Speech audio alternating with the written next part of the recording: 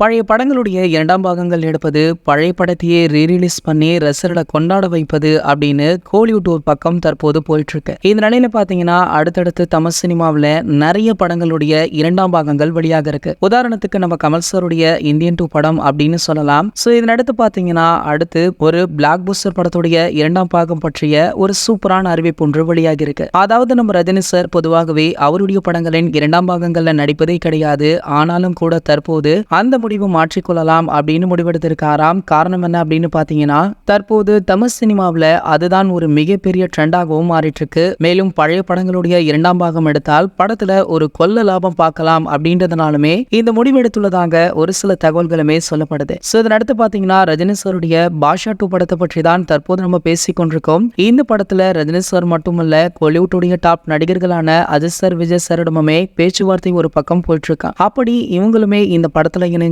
கண்டிப்பாக படம் ஒரு மல்டிஸ்டார் படமாக உருவாகும். அது மட்டும் இல்லாம அனைத்து லாங்குவேஜ்களுமே வெளியிட்டு ஒரு மிகப்பெரிய லாபம் பார்ப்பது மட்டும் இல்லாம படமுமே ஒரு மிகப்பெரிய ட்ரெண்ட் செட்டை உருவாக்கும் அப்படின்றதுனால இந்த முடிவை படக்குழு எடுத்திருக்காங்களாம். கூடிய விரைவிலேயே அடுத்தடுத்த அப்டேட் வெளியாகும் அப்படின்ற மாதிரி தகவல் எல்லாம் வெளியாகி இருக்கு. இது போன்ற சினிமா செய்திகளை பத்தி நீங்க உடனே தெரிஞ்சுக்க நம்மளுடைய சினிமா கொட்டா அப்படின்னு நம்ம சேனலை சப்ஸ்கிரைப் பண்ணிக்கோங்க. மேலும் பக்கத்தில் உள்ள பெல் ஐகானை கிளிக் பண்ணிட்டீங்கன்னா நீங்க நம்ம வீடியோவை மிஸ் பண்ணாம பார்க்கலாம்.